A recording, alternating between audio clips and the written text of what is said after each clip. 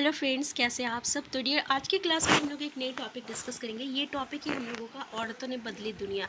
देखिए, इस टॉपिक से जो है 2-3 क्वेश्चन देखने को मिलता है आपका सीटेट में, और हर एक एग्जामिनेशन में आता है। जैसे कि अगर आप देखे होंगे तो रूढ़िवादी पे एक क्वेश्चन आता है जिसको हम लोग इंग्लिश में स्टेरियोटाइप कहते हैं। ठीक है, वो जो टॉपिक है इसी चैप्टर का है। ठीक है, और इसके अलावा जो है हमें कुछ और भी क्वेश्चन देखने को मिलता है। चलिए स्टार्ट करते हैं आज का क्लास। ठीक है, तो यहाँ पे देखिए डियर, जैसे कि अभी हम लोग जानते हैं कि औरतों की ज़िंदगी किस तरीके से बदली है। पहले औरतें जो है बहुत जंजीरों में रहती थी, बहुत सारे कायदे कानून में रखा जाता था औरतों को उन्हें घर की चार दीवारियों में रखा जाता था। उनके लिए ये सोच होती थी कि वो औरतें जो होती है ना, वो घर के काम के लिए होती है। ठीक है, वो बाहर काम नहीं कर सकती है। या उस समय जो सोच होती थी कि औरतें जो होती है ना, ये मतलब कि साइंस नहीं पढ़ सकती है, मैथ्स नहीं पढ़ सकती है, वो जो है वैज्ञानिक नहीं बन सकती है, वो डॉक्टर नहीं बन सकती है।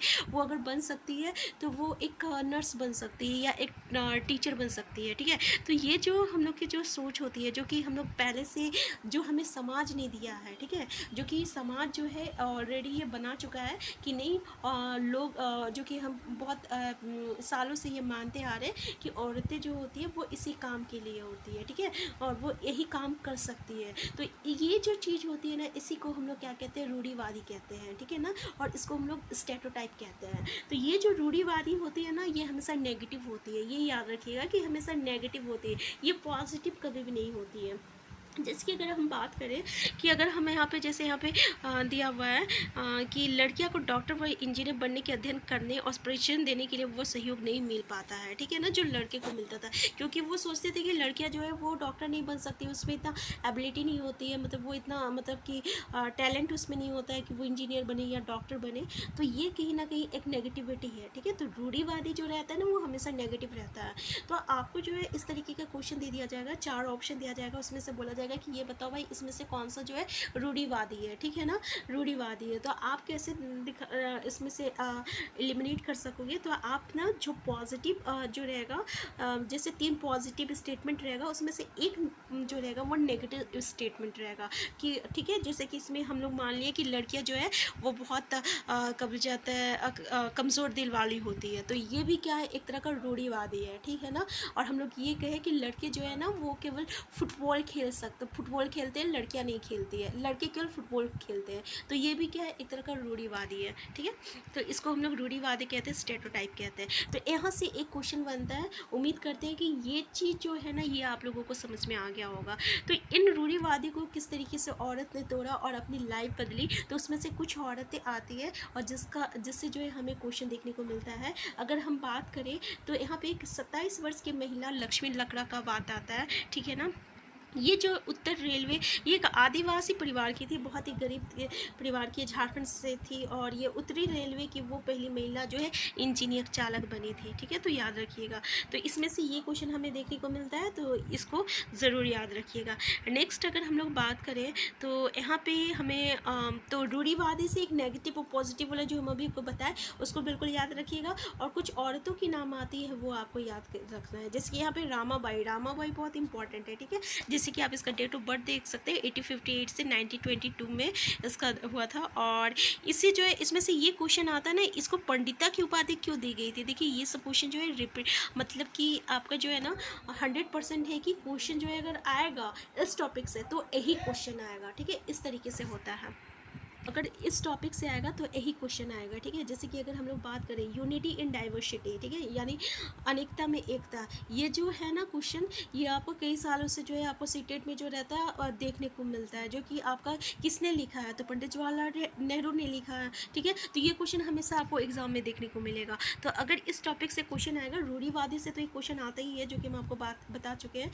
फिर नेक्स्ट जो टॉपिक क्वेश्चन आता है, ये आप लोगों का इन्हीं औरतों पे आता है। तो याद रखिएगा कि इसको पंडिता की उपाधि क्यों दी गई थी, तो उसको इसलिए दी गई थी ना, क्योंकि वो संस्कृत पढ़ना लिखना जानती थी। क्योंकि उसमें बहुत कम औरत होती थी जो कि संस्कृत जो है पढ़ सकती थी, तो इसको संस्कृत पढ़ना लिखना आता था, इसलिए इसको जो है पंडिता की जो है उपाधि दी गई थी। ठीक है, 1858 से 1922 तक इसका डेट ऑफ बर्थ। और ठीक है, याद रखिएगा। और नेक्स्ट है, देखिए, औरतों को तब ये ज्ञान अर्जित करने की अनुमति नहीं थी जब 1898 में पुणे के पास खेड़गांव में एक मिशन स्थापित किया गया जब विधवा स्त्रियों और गरीब औरतों को पढ़ने लिखने तथा स्वतंत्र होने की शिक्षा दी गई थी। देखिएगा 1898 में पुणे में, ये भी इंपॉर्टेंट है, ठीक है। 1898 में पुणे में, जो कि कौन की थी, तो आपका ये रामाबाई की थी। अब यहाँ पे 3-4 स्टेटमेंट दे दिया जाएगा, पूछा जाएगा कि भाई कौन सा स्टेटमेंट सही है, कौन सा गलत है, इसलिए ये जो है हमें ये पढ़ना ज़रूरी है। क्लियर है ना यहाँ तक? तो यहाँ से 2 चीज़ आपको मिलता है देखने को। फिर यहाँ पे देखिए, थोड़ा सा यहाँ पे देखते हैं। देखिए 19वीं सदी में लगभग 200 वर्ष पूर्व शिक्षा के बारे में कई नए विचारों ने जन्म लिया। विद्यालय अधिक प्रचलन में आ गया था, और जिन्होंने स्वयं भी कभी पढ़ना लिखना नहीं सीखा, वो अपने बच्चे को स्कूल भेजने लगे थे। तब भी लड़कियों की शिक्षा को लेकर बहुत विरोध हुआ था, ठीक है। उन लोगों को लगता था कि अगर लड़कियां पढ़ने लगे तो क्या होगा कि मर्दों की जो है वो इज्जत कम होने लगेगी। इस तरीके से उन लोगों मान्यता थी उस समय। इसलिए मतलब कि लड़कियों को या स्त्रियों को जो है स्कूल मतलब भेजने का जो अनुमति नहीं दिया जाता था। बहुत सारे लोग थे जो कि फिर बाद में इस चीज़ के लिए एक्सेप्ट करने लगे कि लड़कियां जो है घर में पढ़ने लगेगी, इस तरीके के, ठीक है। तो यहाँ पे एक और नाम हमें देखने को मिलता है, और ये आपका राजसुंदरी देवी, ठीक है। तो रामाबाई से ये क्वेश्चन देखने को मिलता था, ठीक है ना, कि ये जो है आपका रामाबाई, इसे पंडिता की उपाधि क्यों मिली, ठीक है। ये क्वेश्चन जो है देखने को मिलता है। तो ये उम्मीद करते हैं कि आपको ये समझ में आ गया होगा। नेक्स्ट जो है ये हमें देखने को मिलता है आपका राज सुंदरी से। तो इसका देखिए 1800 से 1890 तक का अनुभव पढ़े, जो 200 वर्ष पूर्व पश्चिम बंगाल में पैदा हुई थी, और 60 वर्ष की अवस्था में जो बंगला भाषा में उससे अपनी आत्मकथा लिखी थी। 60 वर्ष में लिखना, याद रखिएगा, बंगला भाषा में।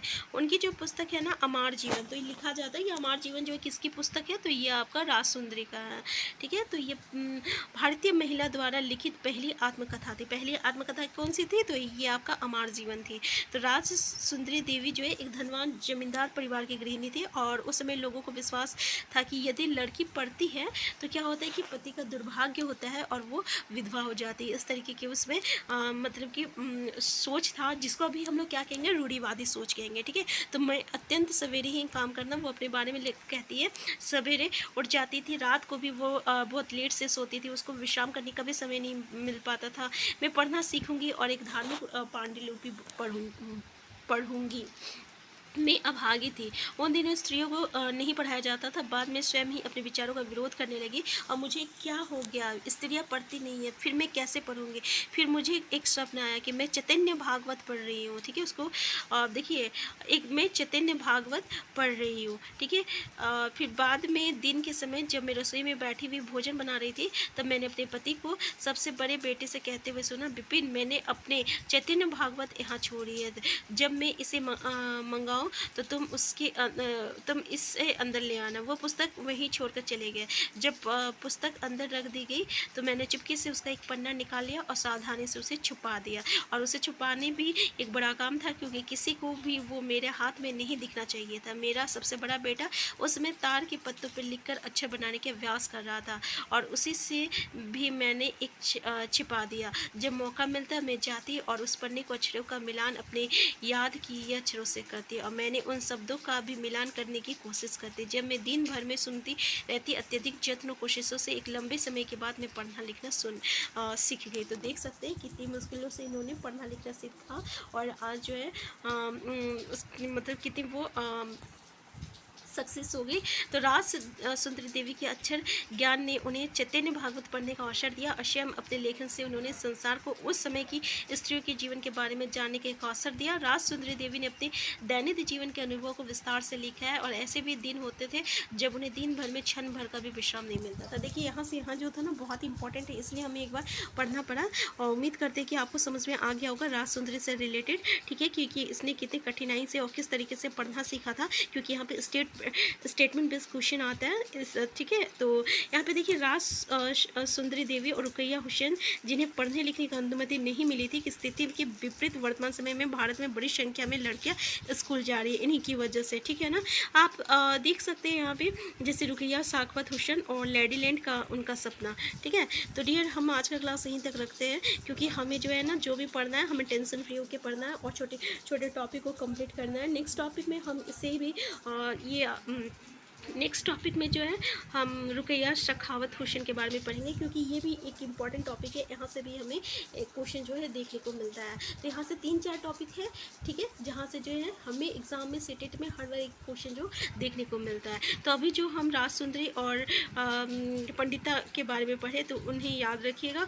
अब हम फिर नेक्स्ट क्लास में मिलते हैं। चैनल में नया सबसे पहले चैनल को सब्सक्राइब कर लीजिएगा। वीडियो हेल्पफुल होगा तो प्लीज़ लाइक शेयर करना मत भूलिएगा। Thank you.